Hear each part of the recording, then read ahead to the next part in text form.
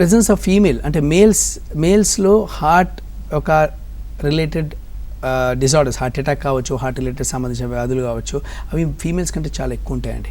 అంటే మనిషి మేల్గా పుట్టడం అది దురదృష్టం అని చెప్పాలి, ఫీమేల్గా పుట్టడం అదృష్టం అని చెప్తాము. ఎందుకంటే females till the age of 50 because of hormonal things, whether because of oestrogen కావచ్చు, ప్రొజెస్ట్రాన్, దీనివల్ల మెయిన్ ఈస్ట్రోజన్ వల్ల.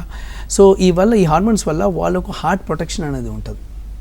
So up to the age of menopause జనరల్గా ఫీమేల్స్కి హార్ట్ అటాక్స్ అనే సంఖ్య అనేది తక్కువ వస్తాయి, చాలా రేర్గా వస్తాయి, కానీ most of the times oestrogen progesterone దాన్ని ప్రొటెక్ట్ చేస్తూ ఉంటుంది. కాకపోతే మేల్స్లో 40స్లో వచ్చే అవకాశాలు చాలా ఎక్కువ.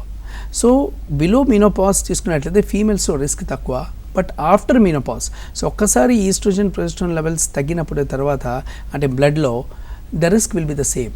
సో 50s తర్వాత మీరు చూసుకుంటే అందుకనే 50-55 తర్వాత ఫీమేల్స్లో కూడా హార్ట్ అటాక్స్ వింటూ ఉంటాం.